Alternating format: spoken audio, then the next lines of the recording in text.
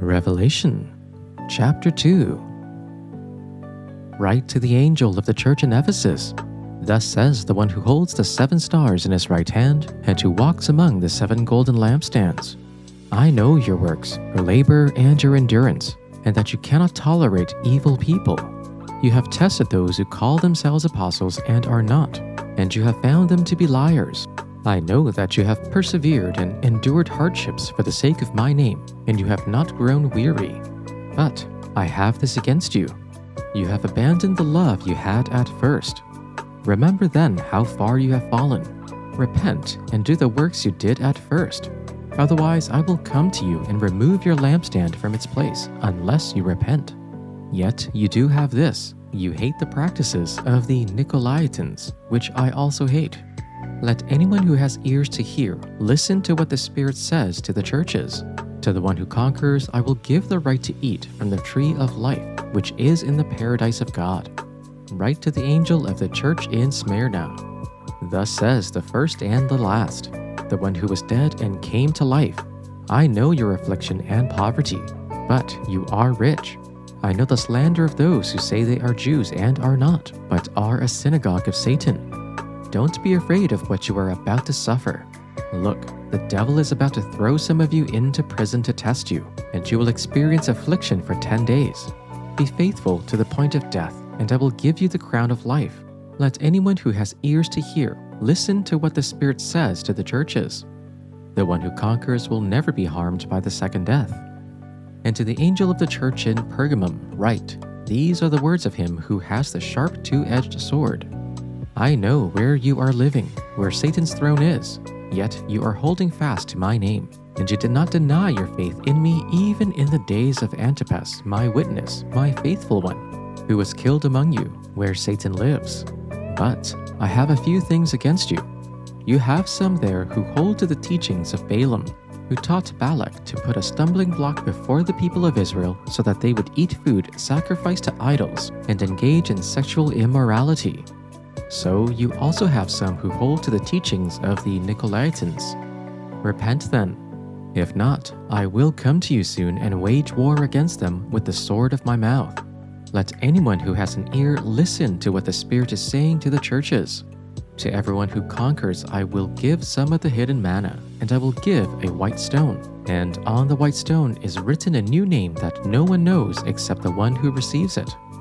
And to the angel of the church in Thyatira, write, these are the words of the Son of God, who has eyes like a flame of fire and whose feet are like burnished bronze. I know your works, your love, faith, service, and endurance. I know that your latest works are greater than the first. But I have this against you. You tolerate that woman Jezebel, who calls herself a prophet and is teaching and beguiling my servants to engage in sexual immorality and to eat food sacrificed to idols. I gave her time to repent, but she refuses to repent of her sexual immorality. Beware, I am throwing her on a bed, and those who commit adultery with her I am throwing into great distress, unless they repent of her doings, and I will strike her children dead. And all the churches will know that I am the one who searches minds and hearts, and I will give to each of you as your works deserve. Now, I say to the rest of you in Thyatira, to you who do not hold to her teaching and have not learned Satan's so-called deep secrets, I will not impose any other burden on you except to hold on to what you have until I come. To the one who is victorious and does my will to the end, I will give authority over the nations. That one will rule them with an iron scepter and will dash them to pieces like pottery, just as I have received authority from my Father. I will also give that one the morning star. Whoever has ears, let them hear what the Spirit says to the churches. Hosea Chapter 9. Israel, do not rejoice jubilantly as the nations do, for you have acted promiscuously, leaving your God. You love the wages of a prostitute on every grain threshing floor. Threshing floor and wine vat will not sustain them, and the new wine will fail them. They will not stay in the land of the Lord. Instead, Ephraim will return to Egypt, and they will eat unclean food in Assyria. They will not pour out their wine offerings to the Lord, and their sacrifices will not please him. Their food will be like the bread of mourners. All who eat it become defiled. For their bread will be for their appetites alone. It will not enter the house of the Lord. What will you do on a festival day, on the day of the Lord's feast? For even if they flee from devastation, Egypt will gather them, and Memphis will bury them. Thistles will take possession of their precious silver. Thorns will invade their tents. The days of punishment have come. The days of retribution have come. Let Israel recognize it. The prophet is a fool, and the inspired man is insane because of the magnitude of your iniquity and hostility. The prophet is a sentinel for my God over Ephraim.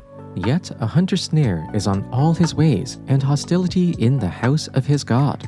They have deeply corrupted themselves as in the days of Gibeah. He will remember their iniquity. He will punish their sins. Like grapes in the wilderness, I found Israel. Like the first fruit on the fig tree. In its first season, I saw your ancestors, but they came to Baal Peor and consecrated themselves to a thing of shame and became detestable like the thing they loved.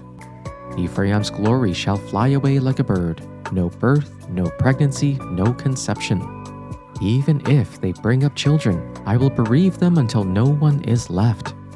Woe to them indeed when I depart from them. Once I saw Ephraim as a young palm planted in a lovely meadow, but now Ephraim must lead out his children for slaughter. Give them, O Lord, what will you give? Give them a miscarrying womb and dry breasts. Because of all their wickedness in Gilgal, I hated them there. Because of their sinful deeds, I will drive them out of my house. I will no longer love them. All their leaders are rebellious. Ephraim is blighted. The root is withered. They yield no fruit. Even if they bear children, I will slay their cherished offspring. My God will reject them because they have not obeyed him. They will be wanderers among the nations. Hosea Chapter 10. Israel is a lush vine. It yields fruit for itself. The more his fruit increased, the more he increased the altars. The better his land produced, the better they made the sacred pillars. Their hearts are devious. Now they must bear their guilt. The Lord will break down their altars and demolish their sacred pillars. In fact, they are now saying, "We have no kings, for we do not fear the Lord. What can a king do for us?" They speak mere words, taking false oaths while making covenants. So lawsuits break out like poisonous weeds in the furrows of a field. The residents of Samaria will have anxiety over the calf of Beth Aven. Indeed, its idolatrous priests rejoice over it. The people will mourn over it, over its glory. It will certainly go into exile. The calf itself will be taken to Assyria as an offering to the great king. Ephraim will experience shame. Israel will be ashamed of its counsel. Samaria's king shall perish like a chip on the face of the waters. The high places of Aven, the sin of Israel, shall be destroyed. Thorn and thistle shall grow up on their altars. They shall say to the mountains, "Cover us," and to the hills, "Fall on us." Since the days of Gibeah you have sinned, O Israel. There they have continued. Shall not war overtake them in Gibeah? I will come against the wayward people to punish them, and nations shall be gathered against them when they are punished for their double iniquity. Ephraim was a trained heifer that loved to thresh, and I spared her fair neck. But I will make Ephraim break the ground. Judah must plow. Jacob must harrow for himself. Sow for yourselves righteousness. Reap steadfast love. Break up your fallow ground. For it is time to seek the Lord, that he may come and rain righteousness upon you. But you have planted wickedness. You have reaped evil. You have eaten the fruit of deception. Because you have depended on your own strength and on your many warriors, the roar of battle will rise against your people, so that all your fortresses will be devastated. As Shalman devastated Beth Arbel on the day of battle, when mothers were dashed to the ground with their children, so will it happen to you, Bethel, because your wickedness is great.